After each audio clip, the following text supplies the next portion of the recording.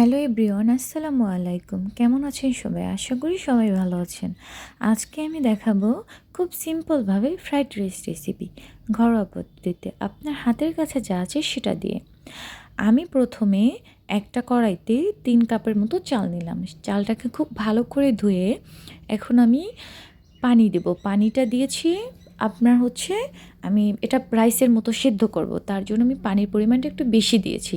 তার মধ্যে সামান্য একটু তেল দিয়েছি যাতে আমার চালটা ঝরঝরে হয়। এখন আমি এই যে ভাতের মতো বয়েল করতেছি, প্রায় চালটা আপনার হয়ে এসেছে। এই যে এখন আমি দেখতেছি চালটা হয়েছে কিনা। তারপর দেখি যে হ্যাঁ, চালটা প্রায় হয়ে গেছে। এটা কিন্তু পুরো সেদ্ধ করা যাবে না, চালটা ভিতরে যেন একটু দানা দানা ভাব থাকে, কারণ চালটা যদি পুরো সেদ্ধ হয়ে যায় তাহলে ফ্রাই করার সময় গলে যাবে। এখন আমি ছাঁকনি দিয়ে ছেঁকে নিচ্ছি যাতে ভিতরে কোনো পানি না থাকে, কারণ যদি ভিতরে পানি থাকে তাহলে আপনার ফ্রাইড রাইসটা ঝরঝরে হবে না।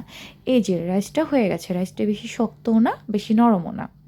এখন আমি একটা ছড়ানো প্লেটের উপরে রাইসটাকে দিয়ে ফ্যানটা ছেড়ে দিয়েছি, ফ্যানের বাতাসে এটা শুকিয়ে যাবে, কারণ এর ভিতরে একটু পানি থাকলে রাইসটা আর সেরকম ঝরঝরে স্বাদ হবে না। এটাকে শুকাতে দিয়ে এখন আমি ফ্রাই প্যানে 2টো ডিম দিয়ে সামান্য একটু তেল দিয়ে তার ভিতরে সামান্য একটু লবণ আর সামান্য একটু গোলমরিচ দিয়ে ডিমটাকে ভালো করে ফ্রাই করে নেব। ডিমটা আমি এখন ভালো করে ফ্রাই করে নিচ্ছি। খেয়াল রাখতে হবে ফ্রাইড রাইস করার সময় যেন ডিমটা খুব ভালো করে ভাজা ভাজা হয়, কারণ ডিমটা যদি খুব ভালো করে ভাজা ভাজা না হয় তাহলে রাইসের সাথে খেতে ভালো লাগে না।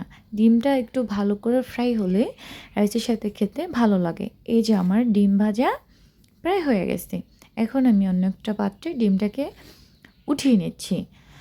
এখন আমি ওই ফ্রাই মানে ওই সে ফ্রাই প্যানে আবার একটু তেল দিয়ে বসিয়ে দিলাম। তারপর আমি একটা বাটিতে চিংড়ি মাছ নিয়ে তার ভিতরে সামান্য একটু লবণ দিয়ে সামান্য একটু গোলমরিচ দিয়ে ভালো করে চিংড়ি মাছটাকে মিক্সড করে আমি ফ্রাই প্যানের উপরে ছিঁড়ে দিলাম।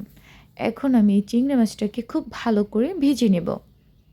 এই যে খুব ভালো করে ভেজে নিচ্ছি। চিংড়ি মাছটা যদি ভালো করে না ভাজা হয় চিংড়ি মাছ থেকে একটা আষ্টে গন্ধ বের হয়, আর চিংড়ি মাছটা খেতেও মজা লাগে না। আর যত চিংড়ি মাছটা বেশি ফ্রাই করা হবে শক্ত শক্ত, চিংড়ি মাছটা রাইসের সাথে খেতে তত ভালো লাগবে। আমার চিংড়ি মাছটাও প্রায় ভাজা হয়ে আসতেছে। এই যে আমার চিংড়ি মাছটা প্রায় ভাজা ভাজা হয়ে গেছে। এখন আমি চিংড়ি মাছটাকেও উঠিয়ে নিব। তারপর আমি প্যানে পরিমাণ মতো তেল দিয়ে দিলাম। এখন আমি যে ইনগ্রিডিয়েন্টসগুলো দিব সেই ইনগ্রিডিয়েন্টসগুলো আমি একটা বাটিতে রাখলাম প্লেটে।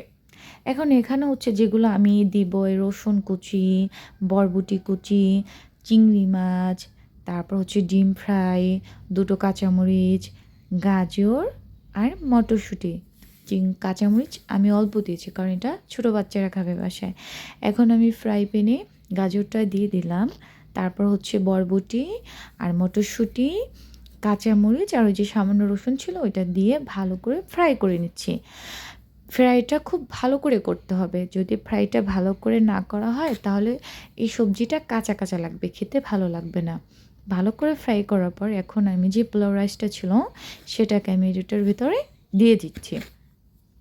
দেওয়া হয়ে গেছে। এখন আমি খুব ভালো করে এই যে মিক্স করে নেব এই সবজিটার সাথে, খুব ভালো করে মিক্সড করে নিব। যদি ভালো করে মিক্সটা না করা হয় তাহলে কিন্তু রাইসটা দলা দলা পেকে থাকবে, আর এই দলা দলা থাকার কারণে রাইসটা মুখে দিলে ভালো লাগবে না। খুব ভালো করে জিনিসটাকে আমি মিক্সড করে নিচ্ছি। যেন খেয়াল রাখতে হবে একটু জানি রাইসটা দলা দলা না পাকিয়ে থাকে। এই যে খুব সুন্দর করে আমি একটু লো হিটে আমি জিনিসটাকে আস্তে আস্তে করে মিক্সড করে নেওয়ার পর আমি এখানে দিয়ে দিলাম 2 টেবিল চামচ টমেটো সস।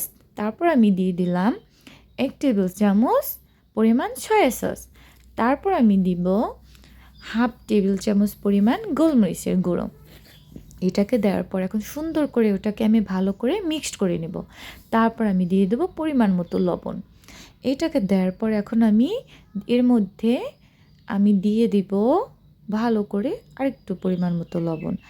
তারপর এটাকে ভালো করে মিক্সড করে নেব। মিক্সড করে নেওয়ার পর এখন এখানে আমি এটাকে দিয়ে দেব আমার যে ফ্রাই করা ডিম আর চিংড়ি মাছ। এটাকে দেওয়ার পর এখন এটাকে খুব ভালো করে আমি নেড়ে চেড়ে ভেজে নেব। বেশি হাই হিটে দেওয়া যাবে না, লো হিটে এটাকে আস্তে আস্তে করে করতে হবে। এই যে আমার রেসিপি ডান। আল্লাহ হাফেজ।